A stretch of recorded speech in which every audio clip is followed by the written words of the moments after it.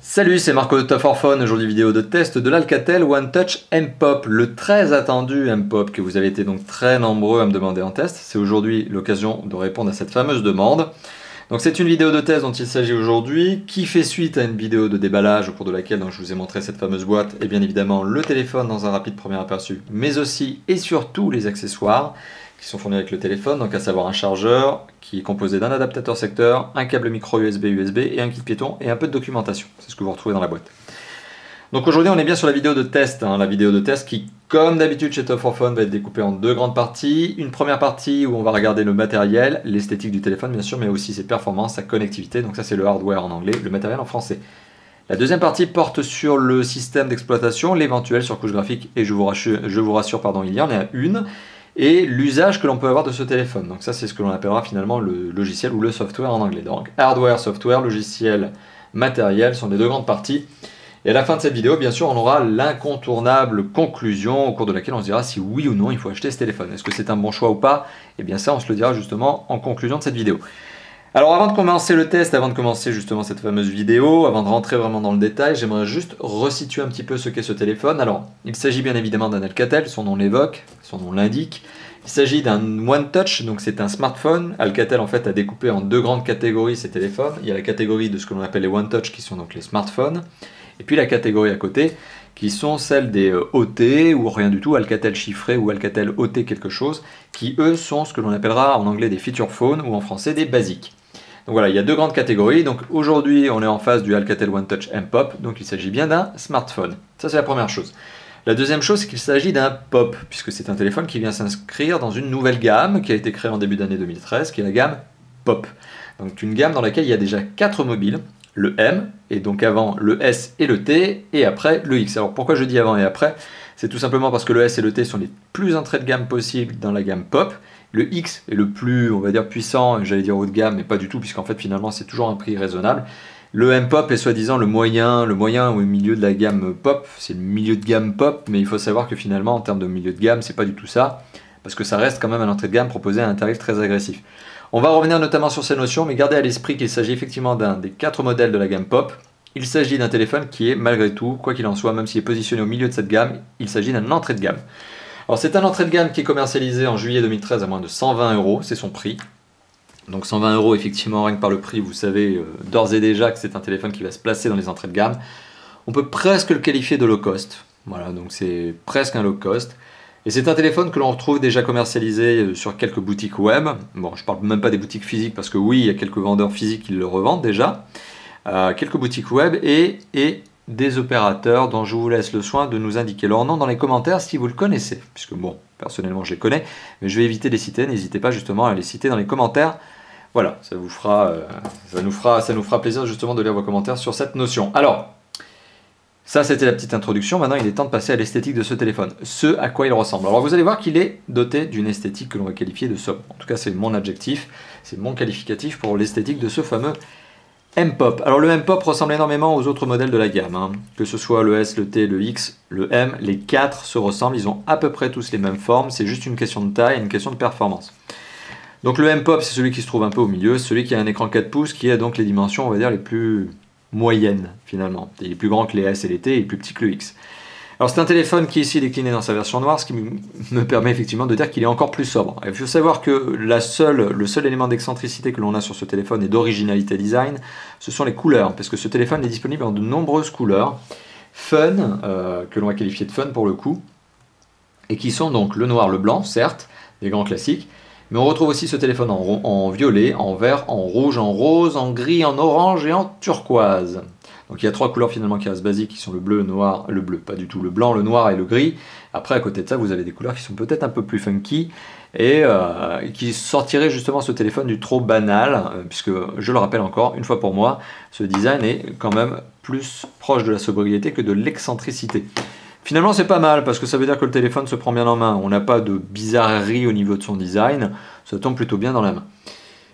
Alors je vous dis que ça tombe plutôt bien dans la main, on va parler dimension, on va être factuel quand même. Donc c'est un téléphone qui tient très bien dans une main adulte, la mienne par exemple, qui est donc totalement dans la moyenne, j'ai une main totalement dans la moyenne en termes de dimension, là je parle de ma main, et le téléphone a donc une dimension qui est donc de 12,1 cm de long, 6,4 cm de large et un petit peu plus d'1 centimètre d'épaisseur. En fait 1,2. On pourrait presque le résumer à 1,2 cm d'épaisseur.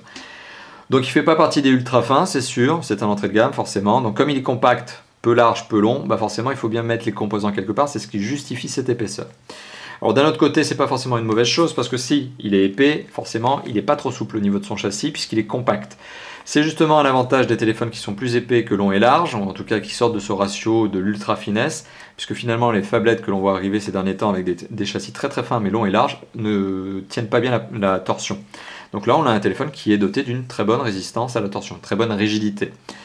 Alors une rigidité qui est complétée par une pression d'écran, l'écran aussi résiste bien à la pression. Donc on a un téléphone qui globalement en termes de construction, de châssis, de rigidité de la dalle aussi, est plutôt satisfaisant. Donc c'est quand même déjà un bon point. Alors si on fait un petit tour du propriétaire, si on regarde ce à quoi il ressemble, alors sur sa face avant on a un écran de 4 pouces, en dessous desquels on retrouve 3 touches sensitives rétroéclairées comme je viens de vous le montrer, donc touche retour, touche home, touche menu contextuel, qui sert aussi de multitâche. Et la touche home elle sert de raccourci vers Google Now, puisque ce téléphone est doté d'un Android 4.1. sur lequel je reviendrai tout à l'heure. Donc vous avez accès au Google Now. Alors, ça c'est pour le bas de l'écran. Le bas de l'écran est aussi complété par une petite entrée micro. Alors attention, je jongle avec les reflets, ici. Voilà, et au-dessus de l'écran, on retrouve quoi? Alors on retrouve un écouteur, le marquage Alcatel, la caméra frontale parce qu'il y en a une, et du capteur de luminosité et de proximité. Bon alors là, je ne vais pas jongler avec les reflets, mais croyez-moi, ils sont bien ici. On retrouve aussi sur ce téléphone une lettre de notification de mémoire qui s'allume en blanc. Voilà, je vous mettrai un commentaire si jamais je me suis trompé sur la couleur notamment. Alors, ça c'était pour la face avant du mobile. Sur le dos du mobile, que retrouve-t-on? On retrouve un écouteur, ici camouflé derrière sa petite grille. On retrouve une entrée micro secondaire destinée à éliminer le bruit extérieur lorsque vous êtes en conversation ou lorsque vous faites une vidéo. Un capteur photo de 5 mégapixels qui, vous l'avez remarqué, n'est pas doté de flash LED et qui présente une très légère, très minime excroissance à l'arrière qui, à mon sens, aurait pu être complètement éliminé. Je pense que c'est plus un effet de style qu'une véritable volonté que d'avoir un capteur plus gros. Puisque dans l'absolu, en fait, le capteur fait 5 mégapixels et dans un châssis de 1,2 cm d'épaisseur, je pense qu'on aurait pu se permettre de ne pas avoir cette excentricité au niveau du design, c'est bien la seule. Alors sur l'arrière de ce cache batterie, on retrouve également un marquage One Touch. A noter que l'arrière du téléphone et les côtés du téléphone sont dans une sorte de plastique soft skin, très doux au toucher, qui présente l'avantage d'être, on va le dire comme ça, anti-dérapant. Alors j'enlèverai le cache batterie d'ici quelques instants pour vous permettre de regarder l'intérieur du téléphone. Alors je vais éteindre aussi le téléphone parce que vous avez été très nombreux à me demander de l'éteindre justement quand je fais le tour du propriétaire. Alors sur le dessus du mobile, on retrouve le bouton On-Off, Power avec mon très bon accent anglais, qui est légèrement chromé. On retrouve également l'entrée Jack 3.5 qui présente la particularité d'être au format CTIA et non pas OMTP, je précise.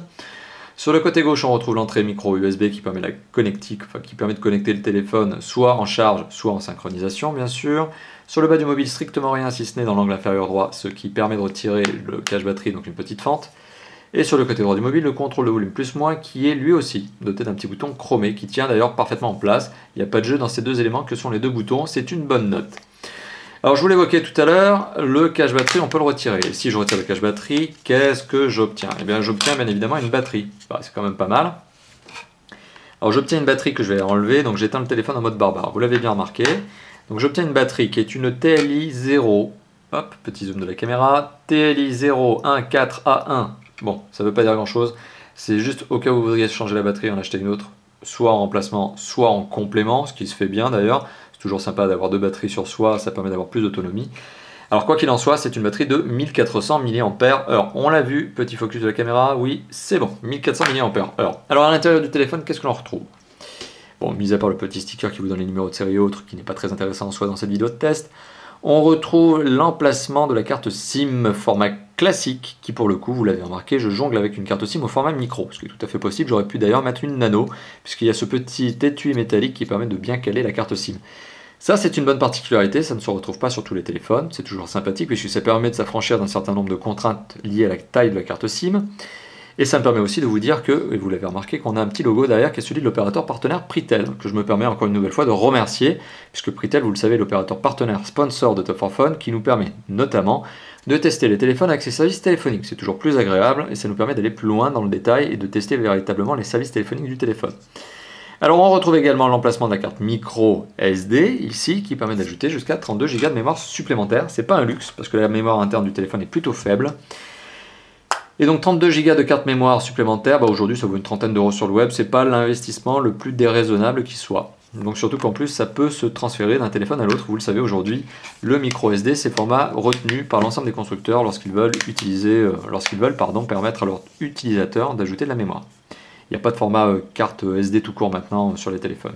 Ça a été le cas notamment à une époque avec le Samsung Galaxy S2, ce qui d'ailleurs a été une hérésie en soi, mais aujourd'hui tous les téléphones utilisent des micro SD. Alors, petite séquence de démarrage du téléphone, ça me permet aussi de vous montrer les différents logos, etc. Donc vous l'avez bien vu, le petit bug Droid en bleu Alcatel, c'est typique Alcatel d'ailleurs qu'il soit en bleu. On retrouve Alcatel One Touch, le petit logo, ok, avec un petit effet de je sais pas, une goutte d'eau, un truc comme ça. Voilà. Le téléphone s'allume, ça me permet aussi de vous montrer le temps d'allumage d'un téléphone depuis 0. Alors il y a une option qui permet d'accélérer ce temps de démarrage. Il y a une option qui permet d'avoir un démarrage accéléré. Alors hop, déverrouillage de la carte SIM, c'est pas le plus complexe en soi. Ok, le téléphone est en train de faire sa réinitialisation, donc il scanne la carte micro SD, il se refait son setup. On va le laisser vivre un peu tranquillement. Voilà. Voilà, je dis ça et pourtant j'essaie de lui coller le menu dans la tête. Voilà, le téléphone vient de faire sa séquence de démarrage. Ok, good. Donc on est sur un téléphone qui a peut-être une séquence de démarrage un tout petit peu longue, mais il faut savoir qu'il y a une option, donc, comme je vous l'évoquais, dans le menu paramètres, qui permet justement de gérer un démarrage rapide, accéléré. Je pense que le téléphone garde en fait en mémoire une petite séquence de démarrage accélérée quand vous choisissez cette action. Ça, c'est pour le petit tour du propriétaire. Je ne vous ai pas évoqué son poids. Alors, 136 grammes, c'est le poids de ce téléphone, le fameux M-Pop de One Touch Alcatel. Alors, 136 grammes, c'est un petit peu lourd quand même pour un téléphone de cette catégorie. C'est pas une catastrophe en soi, mais ça prouve que le téléphone n'a pas été optimisé en termes de poids, justement, en termes de construction. Alors, même s'il est très rigide et très, notamment, rigide au niveau du châssis et au niveau de la dalle, ce qui est quand même vraiment un bon point, je tiens à insister là-dessus. On aurait aimé un téléphone un peu plus léger. D'un autre côté, s'il avait été plus léger, il aurait peut-être été plus souple. Donc forcément, on ne peut pas avoir l'un sans l'autre d'un autre côté. Donc c'est un bon point. Reste que lorsque vous le mettez dans la main, vous sentez la différence de quelques dizaines de grammes, une vingtaine de grammes par rapport à la concurrence. Donc ça, c'était pour le petit tour de l'esthétique de ce téléphone. Donc sobre, surtout en noir, et puis finalement bien doté, si ce n'est que l'on aura remarqué que le capteur photo n'a pas de flash LED. Voilà. Alors, deuxième point de cette partie du test sur le matériel. On va parler donc de l'image et du son. Pendant ce temps-là, le téléphone fait ses petites mises à jour parce que je viens de le rallumer et qu'il a fait son petit check. L'image et le son de ce téléphone. Alors, l'image, elle est liée à un écran qui est un écran de 4 pouces, sur lequel j'ai déjà insisté tout à l'heure, mais sur lequel j'ai envie de rentrer dans le détail. Alors, un écran de 4 pouces, ça nous donne une diagonale de 10,16 cm. Il s'agit d'un écran doté d'une technologie TFT, d'une résolution WVGA, donc ce qui nous donne en fait 800 pixels par 480 pixels, donc on n'est pas sur de la HD. Et donc un écran qui fait 4 pouces avec une résolution WVGA, qu'est-ce que ça nous donne? Eh bien ça nous donne tout simplement une densité de pixels de 233 ppp, pixels par pouce donc en français, ou ppi en anglais, pixels per inch, avec mon très bon accent à l'american. Donc, qu'est-ce que ça vous donne? Concrètement, ça donne une image qui est pas trop mal, qui gère pas trop mal la luminosité, pas trop mal le contraste, pas trop mal les couleurs. Alors, la caméra avec laquelle je suis en train de filmer a tendance à déformer non pas la lumière ni le contraste, mais à déformer les couleurs. Donc sachez-le, effectivement, sur le contraste, on n'est pas trop mal doté, même si effectivement on a l'effet de cloud, ce petit halo lumineux que l'on a tout autour de l'écran, mais ce qui est lié à la technologie TFT employée. Les lumières sont bien gérées, d'autant qu'on a en plus un mode automatique sur ce téléphone sur lequel je reviendrai peut-être tout à l'heure. Et alors les couleurs ont du mal à passer à la caméra, mais là c'est le fait de ma caméra. Donc croyez-moi sur parole, le rouge, le vert et le bleu sont bien rendus, si ce n'est que le rouge a tendance à être un peu trop sombre, un peu profond. Vraiment, on a un sentiment de profondeur au niveau du rouge. Le vert est plutôt bon et le bleu est plutôt bon. Donc là-dessus, il n'y a pas de souci, c'est juste une question de sombre au niveau du rouge qui est peut-être un peu trop sombre. Après, question de goût et de couleur, hein. Ce que je suis en train de vous dire, c'est extrêmement subjectif puisque c'est de l'appréciation. Donc voilà, mon appréciation est effectivement que couleur, gestion de couleur, gestion de lumière, de contraste, c'est pas mal du tout. Gestion de rouge un peu trop foncé, mais pour le reste, c'est vraiment pas trop mal. Alors, je vous parlais de l'image. On va lancer, qu'est-ce qu'on va lancer pour vous faire voir un petit peu la qualité d'image? Une petite vidéo YouTube. Allez hop, petite vidéo YouTube. Alors je vais arrêter de cliquer n'importe où. Enfin, cliquer, vous m'avez bien compris. Alors, YouTube. Pendant ce temps-là, les mises à jour se font sur le téléphone. J'espère que tout ça va ne pas pénaliser justement l'affichage de la vidéo. Sachant qu'en plus ma box est en totale agonie, comme d'habitude. Alors elle est en totale agonie parce qu'il faut savoir que je suis en train d'uploader d'autres vidéos de test en ce moment même. Et qu'en même temps le téléphone est en train de downloader des mises à jour. Donc on est vraiment dans une situation bien dure hein, pour le téléphone. Une box qui sature et qui explose. Et en plus il fait des mises à jour. Bon, soit. Alors petite phase de nettoyage quand même. Hop. Parce que vous m'avez dit que je laissais des empreintes digitales sur l'écran, comme quoi je vous écoute. Alors voilà, petite vidéo.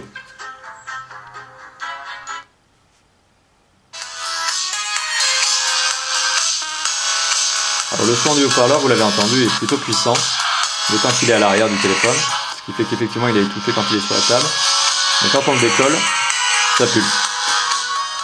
Alors, c'est cool. Pendant ce temps-là, vous voyez, pendant que je vous laisse la petite vidéo qui tourne pour vous montrer la qualité de l'image, je vais me permettre d'éteindre le son de ce téléphone. Alors, voilà, donc petite vidéo. Ça me permet aussi de vous faire écouter la qualité du son du haut-parleur. Alors, je vous l'ai évoqué, le haut-parleur, forcément, il est situé à l'arrière. Donc il a un son qui peut être étouffé. Hop, là je vais dézoomer. Il a un son qui peut être étouffé lorsque vous posez le téléphone sur la table, ce qui est plus que logique. C'est un son qui déjà par nature est étouffé, entre guillemets, puisqu'il est balancé à l'arrière du mobile, et c'est un son qui est mono, puisque de toute façon, vous l'avez bien vu, il n'y a qu'un haut-parleur, il n'y en a pas deux. Donc c'est un son mono à l'arrière du téléphone qui perd de la puissance lorsque vous le mettez face à vous, forcément, et qui de surcroît perd encore plus de puissance, donc il devient étouffé lorsque vous le posez sur la table. Bon, dans l'absolu, ça reste un écouteur qui est tout à fait convenable en termes de qualité de son. Donc je vais vous montrer un petit MP3, enfin je vais vous faire écouter un petit MP3. Ça va vous permettre de vous faire une idée sur la qualité du son. Vous allez comprendre que le son est puissant, mais qu'il manque cruellement de finesse et de basse.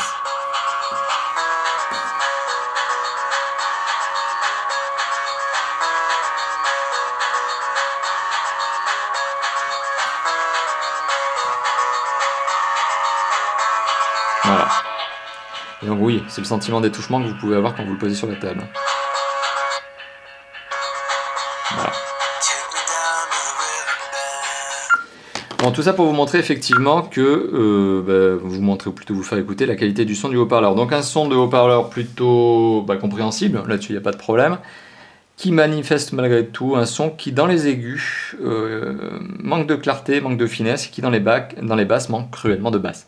Donc c'est pas un ghetto blaster, hein, c'est pas une chaîne hi-fi, c'est un haut-parleur qui fait bien son travail, mais ne lui en demandez pas trop. Et si vous êtes fan de musique, sachez que justement ce téléphone, laissé en main libre comme ça, ne sera pas très agréable à écouter. En tout cas, la musique ne sera pas très agréable à écouter sur ce téléphone lorsqu'il est en mode haut-parleur. Alors pour le reste, qu'est-ce que l'on a d'autre sur ce téléphone qui permet de véhiculer du son? Je vous ai parlé du haut-parleur, je vous ai parlé bien évidemment de l'écouteur tout à l'heure, lorsque l'on a fait le tour du propriétaire et du jack 3.5. Alors, l'écouteur donne un son qui est tout à fait satisfaisant, qui est donc un son qui vous permet de comprendre tout à fait votre interlocuteur. Pas de problème là-dessus, vous l'imaginez bien, c'est le minimum d'un téléphone, c'est le minimum que l'on attend notamment d'un téléphone, à savoir de comprendre correctement son interlocuteur lorsque l'on est en appel. C'est la fonction de base d'un téléphone finalement, celle de téléphoner. Donc l'écouteur donne un son qui est tout à fait satisfaisant, pas de problème, pas de critique là-dessus, c'est un bon son. Voilà, il n'y a pas de truc métallique derrière qui viendrait vous embêter au niveau des oreilles, donc ça va très très bien. Il n'y a pas de grésillement, ça marche bien. Au niveau du jack 3.5, on est sur un son qui est aussi fidèle que possible au titre MP3 que vous écoutez, sachant que ça dépend plutôt, en tout cas en termes de plaisir, d'agrément d'écoute, ça dépend plutôt du casque que vous allez brancher dessus que du téléphone en lui-même, puisque le téléphone est plutôt neutre. Il a un logiciel qui lit le MP3, un jack qui transfère le MP3 de manière, on va dire, correcte. Après, c'est surtout votre casque qui va faire la différence. Si vous avez un bon casque, tant mieux, vous aurez une bonne qualité de son. Si vous avez un casque plutôt mauvais, forcément, vous allez en pâtir. Mais ça ne viendra pas du téléphone, ça viendra de l'équipement accessoire qui est branché au téléphone. Alors, ce sur quoi je veux arriver maintenant en parlant du casque notamment, c'est que ce téléphone est doté d'un jack 3.5 CTIA. Ça, je voulais rapidement évoquer quand on faisait le tour du propriétaire. Le format CTIA, c'est un format qui vient s'opposer au MTP. Aujourd'hui, dans le monde, il existe deux formats de jack.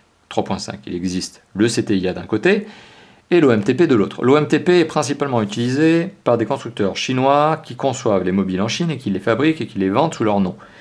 Bon, avec une différence près, c'est que parfois ces téléphones se retrouvent importés en France sous d'autres marques, puisqu'il y a certains importateurs, dont je ne vais pas donner les noms ici, mais vous imaginez bien lesquels, je vous laisse aussi le mettre en commentaire, qui justement se permettent de faire de l'importation sans modification. Ce qui fait qu'au final, on se retrouve avec des jack 3.5 format OMTP en France, alors qu'on avait plutôt l'habitude d'avoir des CTI. Bon, trêve de fin de cette petite parenthèse. Donc le téléphone étant doté d'un jack 3.5 CTIA, je vous engage, si jamais vous deviez changer le kit piéton de base et en prendre un autre un peu meilleur, je vous engage à bien vérifier que le format du casque que vous allez prendre ou du kit piéton est un format CTIA. Alors ça n'est valable uniquement, cette question ne se pose uniquement que si le casque ou les écouteurs que vous prenez ont une entrée micro.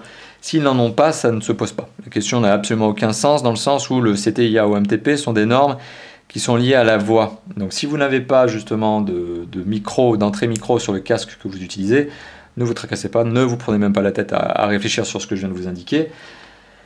Le casque va marcher dans tous les cas. Maintenant, c'est uniquement si vous prenez, et c'est malheureusement le modèle le plus en plus fréquemment vendu, même les casques audio qui sont vendus comme des casques audio haut de gamme à la Dr. Dre, Beats by Dr. Dre, donc qui sont des casques haut de gamme, ont des entrées micro maintenant. Donc bon, voilà, c'était juste pour faire cette petite parenthèse, malgré tout un peu longue, mais aussi utile pour vous faire comprendre que vous devez être vigilant à la norme justement du jack 3.5. Alors, maintenant passons à la dalle tactile. La dalle tactile, et je vais vous montrer justement sa réactivité. Alors la dalle tactile, elle pose pas de problème. Elle marche pas mal, alors elle a une bonne qualité parce qu'elle est réactive, c'est une dalle tactile capacitive qui marche bien, c'est une multipoint.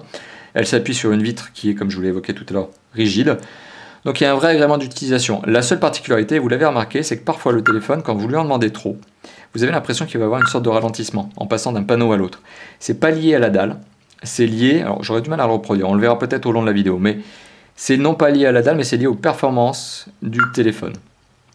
Le téléphone a des performances qui sont un petit peu en retrait, qui sont clairement celles d'un entrée de gamme. Donc si vous le sollicitez de trop d'actions en multitâche, etc., vous allez sentir un ralentissement qui ne sera donc pas lié à la dalle, mais qui sera lié aux performances. C'est pas catastrophique en soi, puis je le rappelle, on est sur un entrée de gamme qui vaut moins de 120 €. C'est pas catastrophique en soi, il faut juste être pas trop dynamique avec ce téléphone, parce que si vous êtes un grand dynamique qui allait le secouer dans tous les sens, tapoter dans tous les sens, vous allez sentir que le téléphone va aller moins vite que vous. Ça arrive notamment aux gens qui sont très bons sur la saisie de SMS. Vous allez sentir que le téléphone, non pas lors des saisies de SMS, ça pose pas de problème ça, mais lors de la navigation, peut-être plus lent que vous. Bon, voilà. Donc là aussi, fin de cette parenthèse, on est quand même sur une bonne dalle tactile, mais les performances sont un peu en retrait. Et alors quand je parle de performance, justement, on y arrive.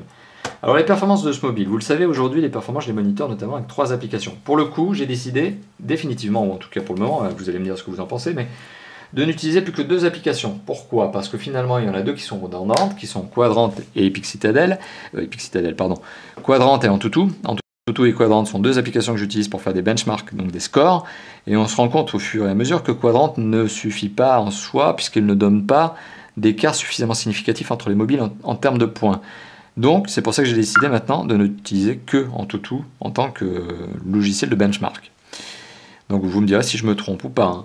Mais quoi qu'il en soit, sur ce téléphone on a donc un score Antutu de 4527 points. Qu'est-ce que ça veut dire 4527 points? Alors le début du moyen de gamme, encore une fois de plus c'est mon appréciation, selon moi commence à 6000 points. En dessous on est clairement dans l'entrée de gamme, voire dans le très entrée de gamme.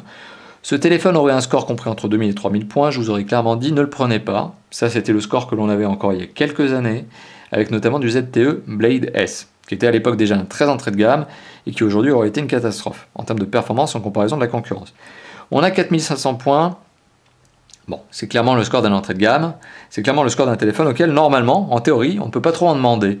Ce qui est quand même assez surprenant en soi, c'est que de tout à l'heure je vous ai dit il ne faut pas trop le solliciter, ce qui est faux en fait, dans l'absolu, parce que ce téléphone peut jouer à des jeux 3D, et pas n'importe lesquels, et je vous le montrerai d'ici quelques instants, parce que ce téléphone permet de jouer à du Modern Combat 4, et de manière fluide, ce qui veut dire que le téléphone est suffisamment performant pour faire tourner un Modern Combat 4. Alors je ne sais pas par quel miracle, est-ce qu'il est bien optimisé ou autre, mais avec un score comme ça, on est clairement sur une entrée de gamme, et on arrive quand même à faire tourner du très gros jeu 3D. Bon. Alors Epic Citadel, c'est l'autre application que j'utilise, pour notamment. Alors là, vous voyez, là, j'ai lancé Epic Citadel, le téléphone a sa petite phase de oui, j'ai compris ce que tu voulais, je lance l'appli, ok. Donc Epic Citadel, qui est une démo de jeu vidéo, qui est en fait uniquement une démo technique, qui est là pour vous permettre de savoir si votre téléphone gère bien les images 3D et si elle a une bonne fluidité. Alors le score que j'avais obtenu sur Epic Citadel précédemment, c'était 29 images par seconde. Alors 29 images par seconde, c'est au-dessus des 24 minimum par seconde que l'on estime être, justement, comme étant le minimum nécessaire pour avoir une image fluide. En fait, c'est la norme du cinéma il y a encore quelques années. Il y a quelques années, le cinéma tournait en 24 fps minimum. La télé était en 25 fps minimum, mais ça, c'était la télé notamment à l'époque cathodique, à l'époque hertzienne. Aujourd'hui, on sait très bien que les télés pulsent à beaucoup plus que 60, et que les téléphones haut de gamme arrivent justement au niveau des 60. Maintenant, votre œil, il reste quand même le même. Il n'a pas changé en une génération. Donc votre œil est quand même sensible au même niveau d'image. En dessous de 24 images par seconde, on est donc dans ce que l'on appelle un low FPS, ce qui fait que vous avez effectivement le sentiment d'avoir une saccade. Au-dessus de 24 fps, donc ici c'est le cas avec 29 fps moyen, donc 29 frames per seconde ou images par seconde en français, IPS, on estime que vous ne voyez pas la saccade, que vous n'avez pas un œil suffisamment rapide exercé pour voir les images par image. Donc c'est le cas effectivement sur ce téléphone, on ne voit pas de saccade. On est vraiment à la limite du low FPS, puisqu'on est au-dessus du 24, on est à 29, mais c'est exactement la norme que l'on avait à la télé il y a encore quelques années, je le rappelle. Donc finalement, Epic Citadel donne aussi un score qui est satisfaisant pour un téléphone entrée de gamme de ce niveau-là. Alors, je vous ai parlé de performance en toutou, je vous ai parlé de performance Epic Citadel, je ne vous ai pas parlé des composants qui permettent d'avoir ces performances. Alors les voici. Donc j'utilise une petite application qui s'appelle CPU-Z, CPU pour raccourcir, alors qui nous permet de savoir ce que contient ce téléphone, ce dont il est doté. Alors on est sur un téléphone qui est doté d'un processeur qui est un Cortex, donc un ARM Cortex A9, c'est déjà pas mal, parce qu'il y a encore des téléphones qui sortent en 2013, qui ont des Cortex A5. Donc on est sur un A9, donc c'est déjà un peu plus frais. On est sur un processeur qui reste malgré tout un simple cœur, un cœur, monocore, simple cœur, et qui est doté donc d'une fréquence d'horloge de 1 GHz. Donc on est sur un simple cœur, 1 GHz, ARM Cortex A9. Donc ça c'est le processeur. Bon, c'est un processeur qui est clairement celui d'un entrée de gamme, c'est d'ailleurs ce qui vous donne ces performances-là. Sur le processeur graphique, c'est peut-être d'ailleurs ce qui nous permet de jouer à des jeux 3D. Le processeur graphique est un processeur qui est certes déjà connu, peut-être un peu vieillissant maintenant, mais qui marche très bien, qui s'appelle un PowerVR SGX 531. On l'a déjà vu toute l'année 2012. Sur les low cost, sur les entrées de gamme, c'est un processeur qui est ultra connu sur cette catégorie de téléphone. Bon, il présente l'avantage de bien faire son travail, au moins. C'est pas une bête de course, mais il fait son taf. Alors à côté de ça, on a de la mémoire vive. La mémoire vive de ce téléphone, 512 MO de RAM, 512 MO de mémoire vive. C'est pas si mal que ça pour l'entrée de gamme. On aurait préféré 1 Go, mais si on avait eu 1 Go, on aurait préféré 2 Go. Donc dans l'absolu, on est sur un triptyque de composants qui est pas mauvais, mais qui est clairement celui d'un entrée de gamme pas cher. Hein. La mémoire de stockage qui est donc ce que l'on appelle la ROM en anglais par opposition à la RAM. Donc la ROM, elle est en interne de 2,32 Go de disponible. Alors, je m'explique. Le téléphone est vendu comme étant un 4 Go de ROM, de mémoire de stockage. Alors est-ce que Alcatel a été d'ailleurs suffisamment honnête sur la boîte pour le dire? Non, pas pour le coup. Il faut savoir qu'Alcatel est un des rares constructeurs qui d'habitude, lorsqu'il mentionne la mémoire de stockage sur son téléphone, met la vraie mémoire de stockage. Non, pour le coup, pas sur la boîte, mais peut-être sur la fiche produit sur le site web. Donc quoi qu'il en soit, sur les 4 Go initiaux, au final, l'utilisateur, vous, moi, n'en a que 2,32 Go de réellement disponible. Donc la vraie mémoire sur laquelle vous pourrez stocker des choses, applications, jeux, films, musique, livres, etc., n'est plus que de 2,32 Go au premier démarrage du téléphone. Bon. C'est quand même, malgré tout, compensé largement par l'emplacement microSD qui vous permet d'ajouter jusqu'à 32 Go de mémoire. Pour le coup, moi, j'ai juste ajouté une modeste carte de 8 Go, ce qui permet de faire le test. Et alors, il y a quand même un bon point sur lequel je veux insister, c'est que ce téléphone permet de mettre les applications et les jeux directement sur la carte SD, microSD que je vous ai montré, et non pas dans la mémoire du téléphone. C'est un vrai bon point. Pourquoi? Parce que lorsque vous avez 2,32 Go de mémoire et que vous voulez télécharger un jeu qui s'appelle Modern Combat 4 et qui pèse déjà presque 2 Go à lui tout seul, et que derrière vous avez envie d'en rajouter un autre petit jeu, genre je sais pas moi, Asphalt 7, qui pèse 900 MO, et ben vous pouvez pas. Il y a certains concurrents qui vous empêchent de faire ce genre de choses puisqu'ils ne permettent pas d'installer les applications et les jeux sur autre chose que la mémoire de stockage interne. Là, en fait, c'est une limitation de Google sur Android à partir du 4.1, faut le savoir. C'est ce que j'appelais un bug il y a encore quelques mois. Mais c'est ni plus ni moins qu'une limitation. Bon, fin de cette parenthèse. Maintenant, pour revenir au cas d'Alcatel, Alcatel a dit « Ok, c'est gentil, je mets du Android dans mon téléphone. Maintenant, mes utilisateurs, ils ont quand même envie de pouvoir faire ce qu'ils veulent. » Donc, Alcatel a effectivement fait quelque chose qui va dans le sens des utilisateurs. Il y a bien une limitation, une recommandation faite par Android, Google sur son système d'exploitation. Alcatel a dit « je fais ce que je veux ». Et c'est tant mieux pour nous, ce qui nous permet justement d'installer les applications et les jeux ailleurs que sur la mémoire de stockage interne. C'est toujours sympa, comme je vous l'ai évoqué, quand on a beaucoup de gros jeux, au final, on se retrouvait limité dans certains contextes avec certains concurrents. Là, c'est pas le cas. Alors la connectivité de ce téléphone, elle est plutôt complète, elle est plutôt bonne. On est sur un téléphone qui a beau être un entrée de gamme, on est sur un téléphone qui est plutôt pas mal doté. Donc premièrement, déjà, il faut savoir qu'il est quadribande, c'est déjà une bonne chose, donc vous pourrez l'amener avec vous partout dans le monde et émettre et recevoir vos appels et vos SMS. Donc déjà, primo, c'est pas mal. À cela, on ajoutera également le fait que ce téléphone est doté d'une connexion web mobile, qui est elle aussi quadribande d'ailleurs pour information, mais il est web mobile et il est web 3G+. Pour être précis, c'est un HSDPA. Alors c'est le début de la 3G+, c'est quand même mieux que la 3G, c'est quand même en dessous de la 4G, c'est en dessous du H+. Enfin quoi qu'il en soit, c'est quand même une bonne vitesse de web mobile pour un entrée de gamme. C'est quand même un bon point. Donc il y a encore des entrées de gamme aujourd'hui qui sortent en 2G, il y a encore des entrées de gamme qui sortent en tout début de 3G, là on est sur un début de 3G+. Bon. Donc en termes de connexion web mobile, on est sur quelque chose qui est satisfaisant. Tout aussi satisfaisant d'ailleurs que la capacité, l'accroche réseau, qui est plutôt bonne sur ce téléphone. Il n'y a pas de déconnexion intempestive ou de mauvaise accroche réseau.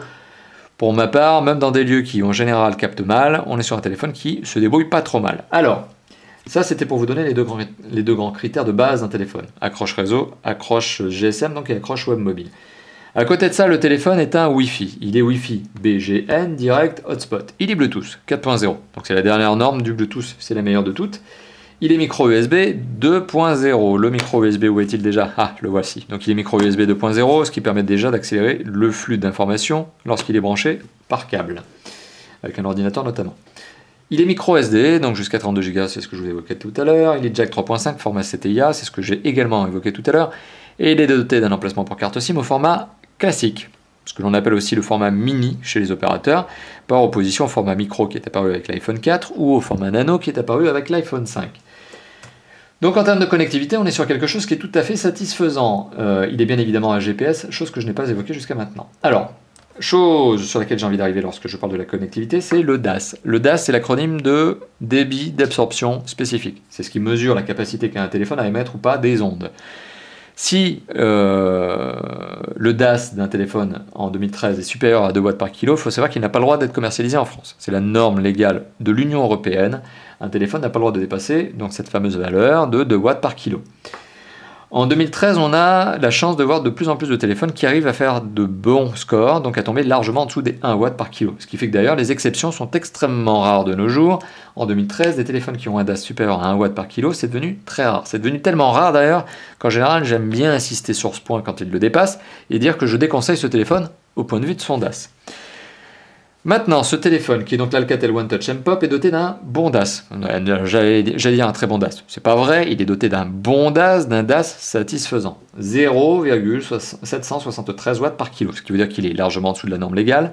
Il est largement en dessous de mes propres 1 watt par kilo, qui est ma propre norme, on va dire, subjective. C'est ce que j'estime être le score à ne pas dépasser aujourd'hui, parce que les constructeurs y arrivent, donc je vois pas pourquoi ils ne feraient pas d'efforts, en tout cas les autres. Donc il y en a beaucoup qui y arrivent, pourquoi les autres ne le feraient pas? Donc on est sur un 0,773 watts par kilo.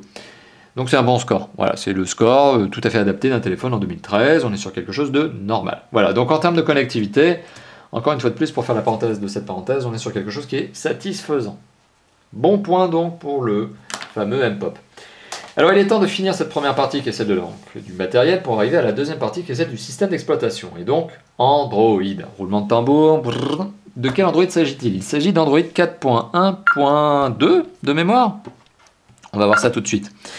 Il s'agit même d'Android 4.1.1. Donc déjà, j'ai failli faire un fail. Vous m'acceptez de ne pas l'avoir fait cette fois-ci. Vous m'acceptez justement uniquement le fail du téléphone qui sonnait tout à l'heure et que j'ai dû éteindre. Donc, quoi qu'il en soit, on est sur un Android 4.1.1 qui s'appelle Jelly Bean, qui s'appelle autant Jelly Bean que le 4.2, qui s'appelle autant Jelly Bean que le 4.3. Donc en fait, il faut savoir, donc, comme je viens de vous l'évoquer, que le 4.3 existe, mais il est uniquement aujourd'hui proposé sur les Nexus, premier point. Et deuxième chose, de toute façon, entre la 4.1 et la 4.2 et la 4.2 et la 4.3, il n'y a aucune différence significative pour l'utilisateur. Vous ne le voyez pas, vous ne vous en rendez pas compte. Ça ne sert à rien, ce sont des mises à jour qui sont principalement des mises à jour techniques, plutôt que des mises à jour d'agrément, d'utilisation, d'ergonomie, etc. Donc ça n'a aucun rapport pour l'utilisateur, ça n'apporte rien. Donc quand on est en 4.1.1, je me permets de vous le dire, oui, on est à jour. Donc on est sur un système d'exploitation qui tient très bien le coup, qui est d'ailleurs l'un des meilleurs mondiaux, qui est d'ailleurs le numéro 1 en termes de part de marché en France, avec 65% de part de marché sur les nouveaux smartphones vendus en 2013. Donc on est sur un système d'exploitation hyper connu, des constructeurs, hyper connu désormais maintenant du grand public, on va dire, vous, moi. Donc un système d'exploitation qui tourne très bien, sur lequel les constructeurs peuvent effectivement appliquer des surcouches. Ce qu'on appelle les surcouches, donc c'est au-dessus du logiciel qui s'appelle Android, eh bien on peut mettre un petit design supplémentaire, une petite couche de logiciel supplémentaire, un petit peu d'ergonomie, de fonctionnalités supplémentaires. Bah, c'est le cas.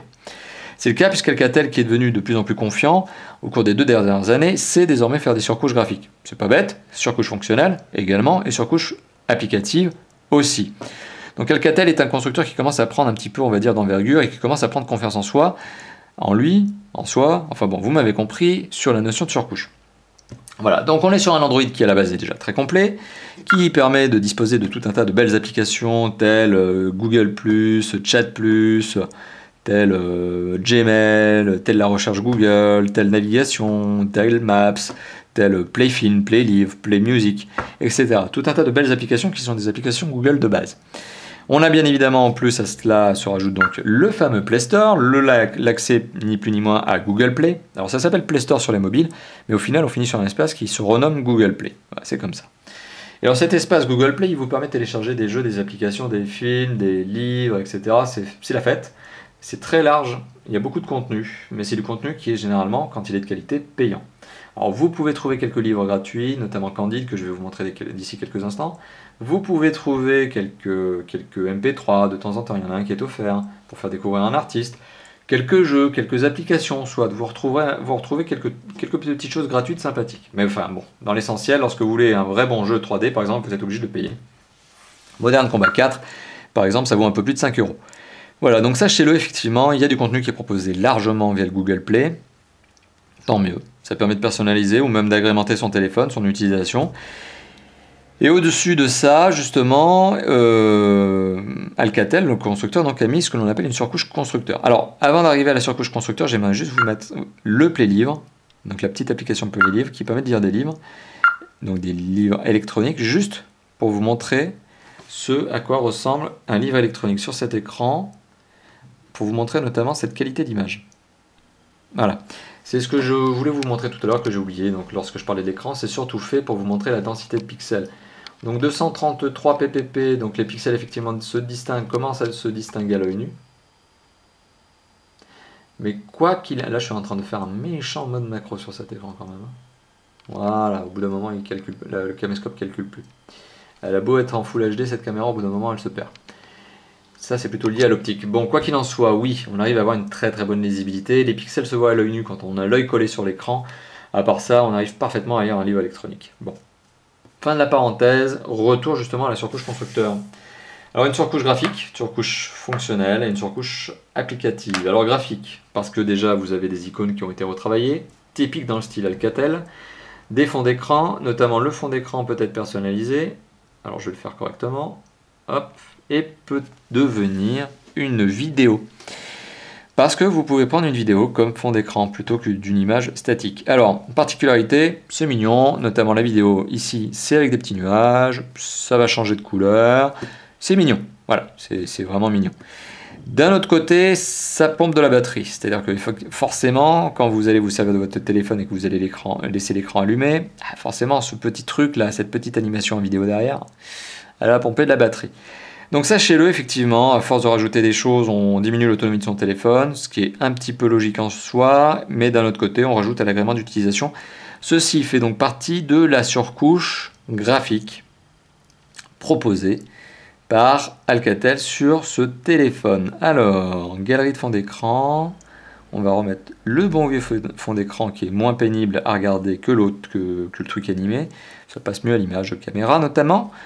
Et donc revenons-en à cette fameuse surcouche. Alors graphique, je vous l'ai montré, donc rentrons dans le fonctionnel. Dans le fonctionnel, Alcatel sait gérer les petites particularités spécifiques donc, de ce fameux système qui est Android, et notamment les gestes tactiles, notamment le fait de retourner son téléphone pour éteindre la conversation, etc. Donc ça, c'est du nouveau geste qui finalement est plus lié à Android qu'à Alcatel, mais qui a été retravaillé un petit peu par Alcatel, très très légèrement. Donc il y a un petit peu de fonctionnel supplémentaire.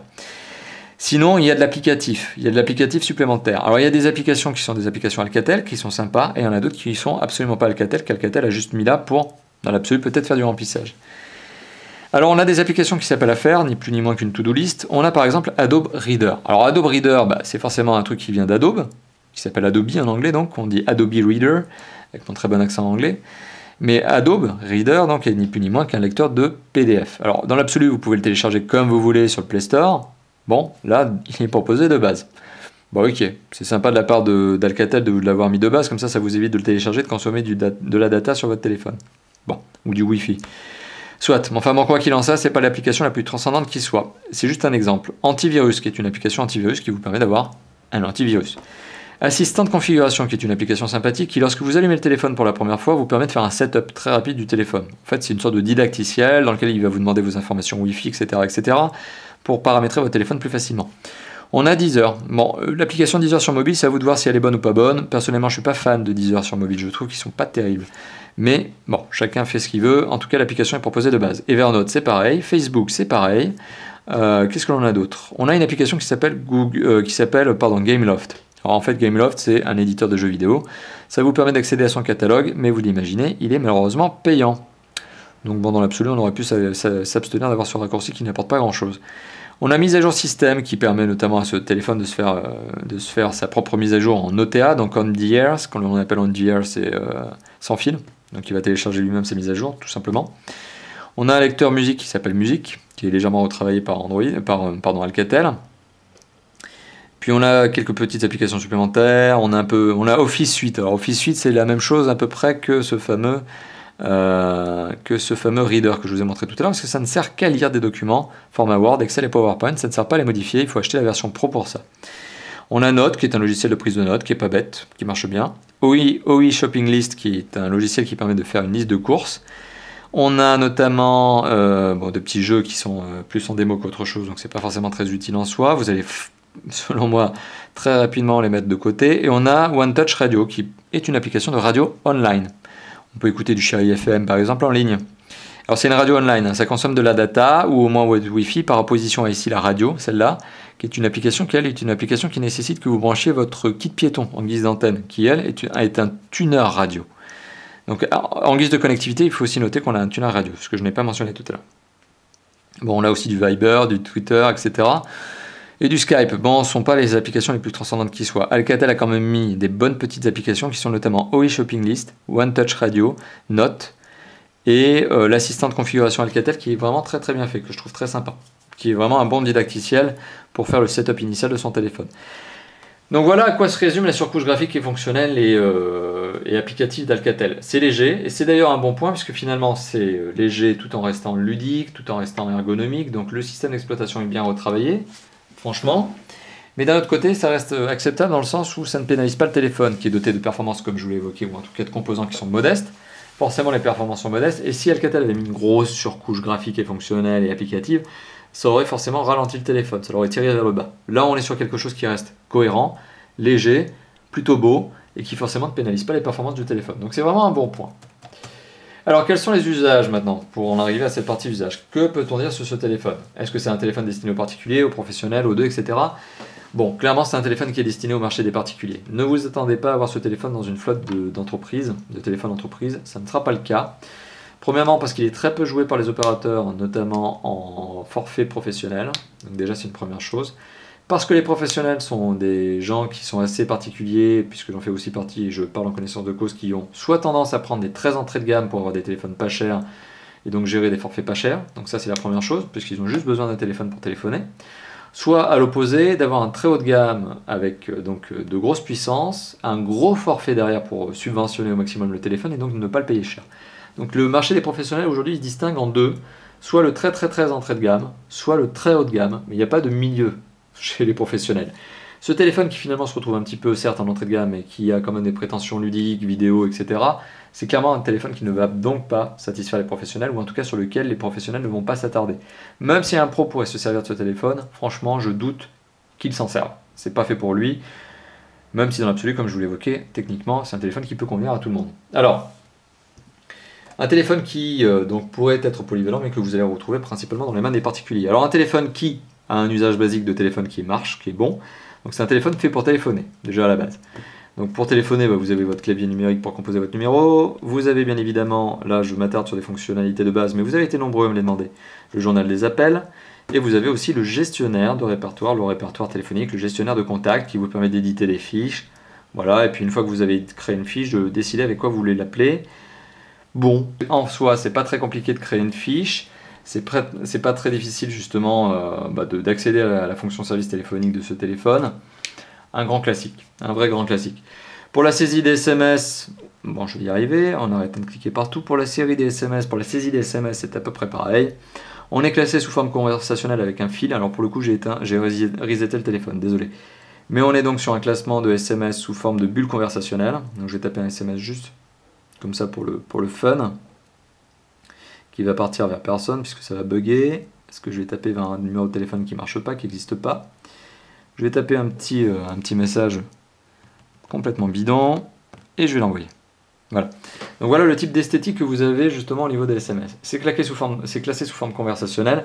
Votre message sera à droite, le message de votre interlocuteur à gauche. Et ça va suivre comme ça. Droite, gauche, droite, gauche, droite, gauche. Donc oui, il y a bien un format SMS conversationnel qui est lié à Android mais qui a été retravaillé graphiquement par Alcatel. Alors on a aussi du navigateur internet.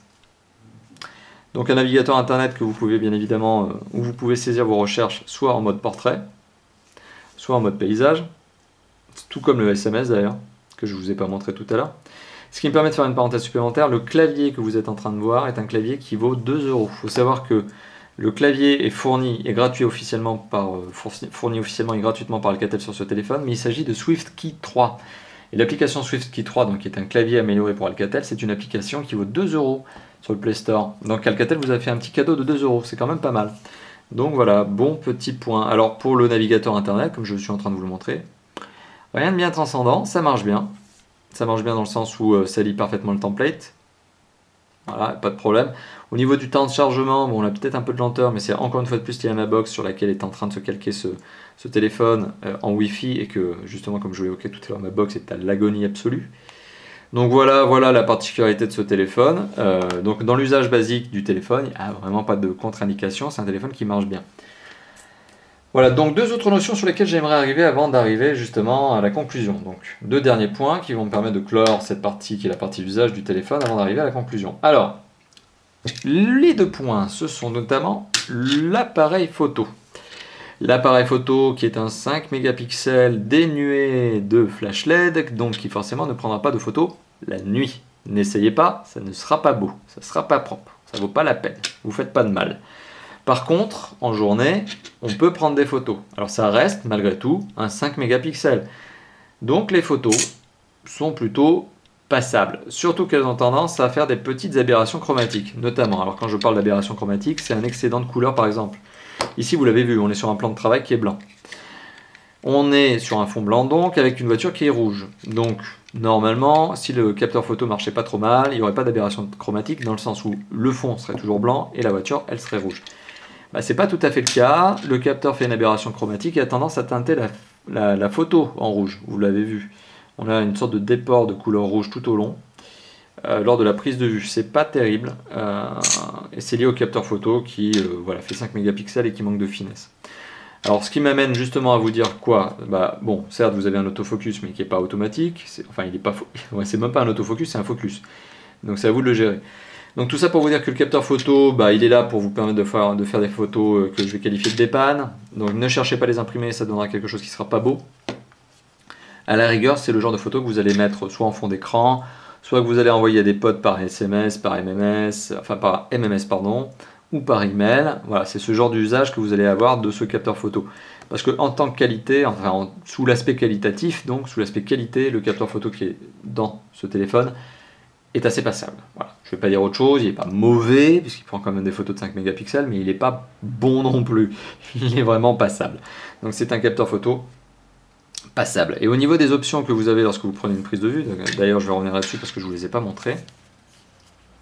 Donc on peut prendre une photo avec le capteur photo principal qui se trouve à l'arrière, celui-là, ou on peut prendre une photo avec le capteur photo qui se trouve à l'avant. Donc c'est la caméra frontale.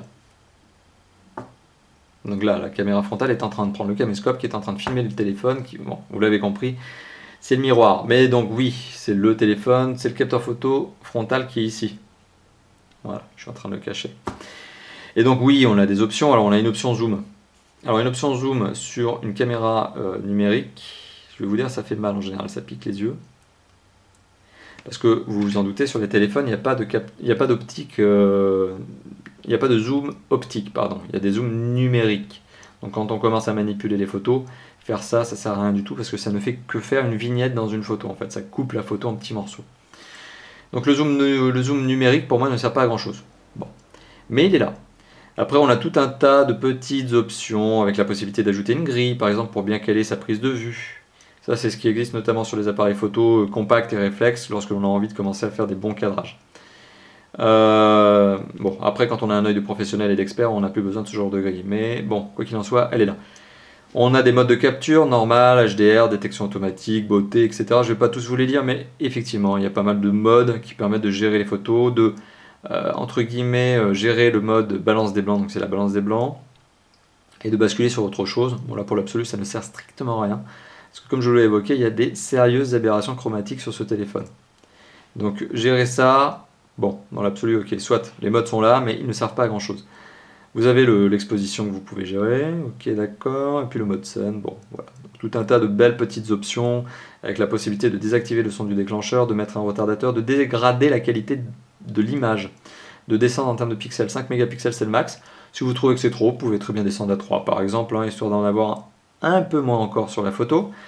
Voilà, et donc de mettre un peu plus de photos sur la mémoire du téléphone. Donc voilà ce à quoi ça sert. Donc le capteur photo Exit, c'est un capteur photo qui marche, certes, mais qui prend des photos passables. Alors maintenant, autre point sur lequel j'ai envie d'arriver, pardon, c'est l'autonomie du téléphone. Alors, elle est confiée à une batterie que je vous ai évoquée tout à l'heure de 1400 mAh sur un téléphone qui est doté d'un écran de 4 pouces moyennement énergivore avec des performances qui, elles, pour le coup, sont plutôt faibles ou plutôt modestes. On va dire que ce téléphone est quand même doté d'une bonne autonomie. Donc on dépasse facilement la journée avant la recharge. Alors à moins d'être un gros, mais très gros accro à la musique, aux appels ou SMS, donc là forcément, ça dépend de votre utilisation, et vous allez probablement tomber à la demi-journée, mais si vous avez une utilisation du type une demi-heure d'appel par jour, une demi-heure de SMS, une petite demi-heure de vidéo ou de jeu, bon, c'est le genre de téléphone qui tiendra la journée. Voilà, et même plus.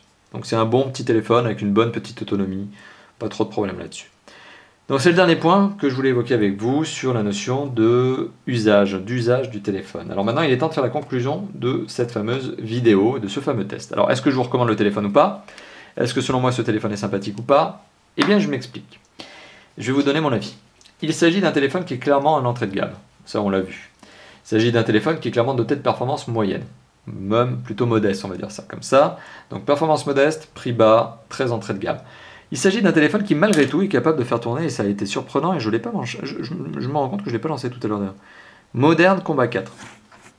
Alors là, pendant ce temps-là que je suis en train de vous faire la conclusion, je vais lancer Modern Combat 4. Donc c'est un téléphone qui est capable de faire fonctionner un jeu 3D gourmand comme Modern Combat 4. Voilà, donc je reprends le sens de ma discussion. Modern Combat 4, donc gros jeu 3D. Alors, ce qui est donc quand même à l'avantage de ce téléphone, c'est que finalement il est vendu à un prix modique, ou en tout cas bas, acceptable, avec des performances qui sur le papier ne sont pas exceptionnelles, mais qui arrivent malgré tout à faire tourner le téléphone comme il faut. Il est parfois un peu lent lorsque l'on passe d'une grosse application à un autre, d'un menu à un autre, malgré tout ça marche très bien. On est sur un téléphone qui est doté d'une esthétique passe-partout, ok, sauf si vous la prenez avec des couleurs un peu plus fun, mais qui est doté d'une bonne rigidité, ça fait pas de chip, ah zut, j'ai désactivé le jeu, ça fait pas de chip, ça se prend bien en main, ah je vais y arriver. Je vais lancer le jeu de nouveau. Ça fait pas de chip, ça se prend bien en main. Bon, c'est un téléphone qui donne un bon résultat. Donc globalement, on a un design qui est plutôt bon, même s'il est passe-partout. Au moins, il tombe bien dans la main, avec des revêtements qui sont agréables en soft skin à l'arrière du téléphone, avec une qualité de fabrication typique Alcatel, donc qui est plutôt bonne, plutôt satisfaisante. On a un écran qui donne une image qui est tout à fait satisfaisante, le son est tout à fait bon, le système d'exploitation est un Android qui marche très bien, avec une surcouche graphique qui est fonctionnelle et applicative d'Alcatel qui est bonne aussi. Donc c'est vraiment un bon point par rapport à la concurrence. Donc tout ça m'amène justement à vous dire quoi? Eh bien tout ça m'amène à dire que ce téléphone qui, en théorie, est proposé à 120 € sur le web. Hop. Ce téléphone qui, en théorie, est proposé à 120 € sur le web. Hop. Voilà, pendant ce temps-là, je vais réussir à vous parler. Donc ce téléphone qui est proposé en théorie à partir de 120 € sur le web est disponible également chez certains opérateurs, que je ne vais pas citer, je vous laisserai mettre le nom en commentaire si vous le voulez bien. Donc il est proposé à moins de 100 € chez certains revendeurs.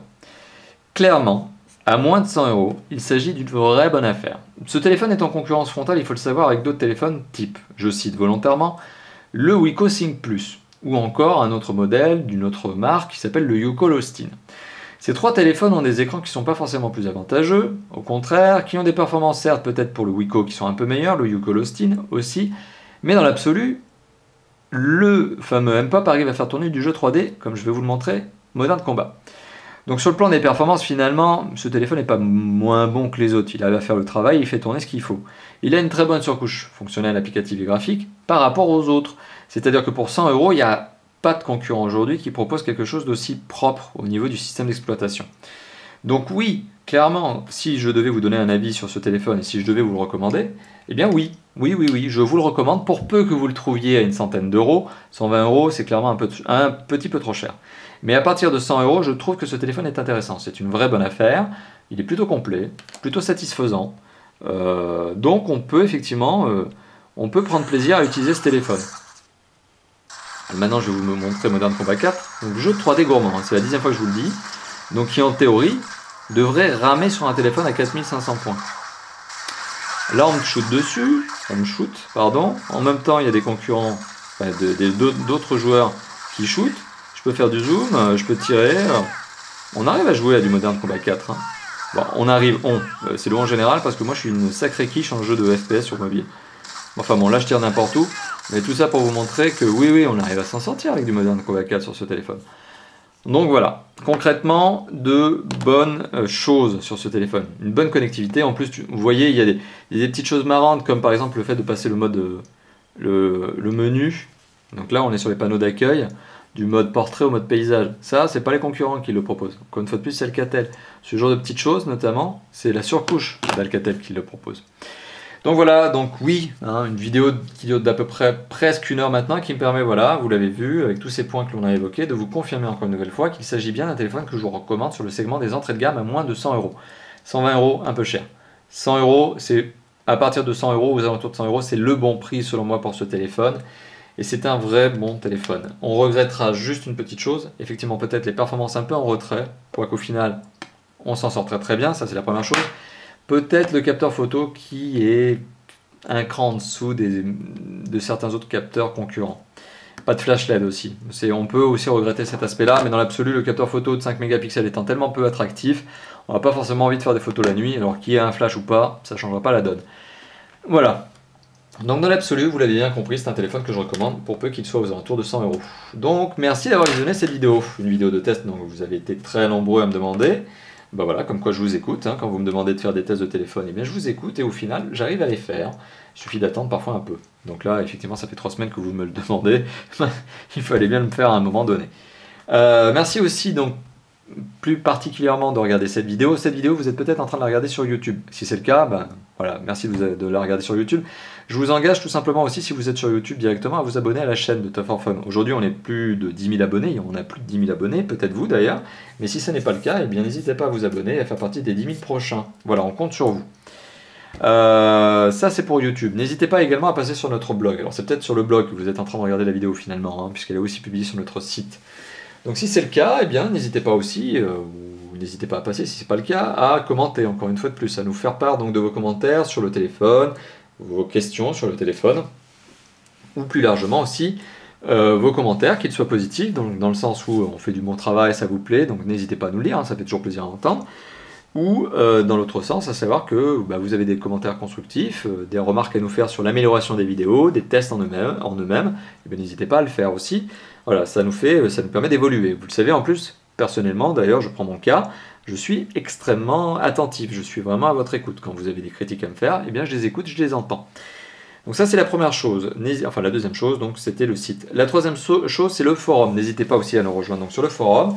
On a une section intéressante pour vous qui s'appelle « Quel téléphone choisir ?» Alors je dis intéressante pour vous parce que vous êtes déjà des bonnes centaines de personnes à être venues nous poser la question du « voilà, j'ai tel ou tel téléphone dans ma liste, je ne sais pas lequel prendre, donnez-moi des conseils ». Alors n'hésitez pas justement à passer sur le forum de Top for Phone, section « Quel téléphone choisir ?» Alors il y en a d'autres des sections, n'hésitez pas aussi à poster à côté, mais section quel téléphone choisir, à nous poser vos questions. Sachant que maintenant, si vous avez plusieurs téléphones en vue, on ne répond plus sur les chaînes YouTube ou sur le blog, on répond uniquement sur cette fameuse section. On vous orientera de toute façon directement sur cette section systématiquement. Donc si vous avez une hésitation, c'est sur le forum qu'il faut poser vos questions.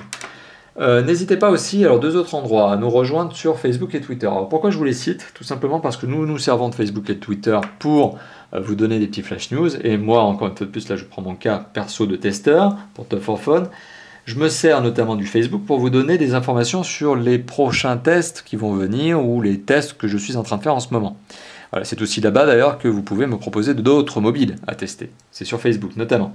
Donc n'hésitez pas aussi encore à vous inscrire à notre page Facebook et à notre compte Twitter et à devenir follower Twitter et fan de Facebook, enfin fan de notre page Facebook. Voilà. Donc je récapitule, on a le site, le forum, la chaîne YouTube, le Facebook et le Twitter qui vont bien. Tout ça pour vous, n'hésitez pas à nous rejoindre sur ces derniers. Et surtout, on est en train d'arriver à plus d'1 heure de vidéo. Merci d'avoir visionné cette vidéo qui est un peu longue, mais elle correspond à ce que vous m'avez demandé, à savoir donc rentrer dans le détail du téléphone et vous dire ce que j'en pense totalement sur tous les points, point par point. Voilà, merci d'avoir visionné cette vidéo. À bientôt. Ciao, ciao.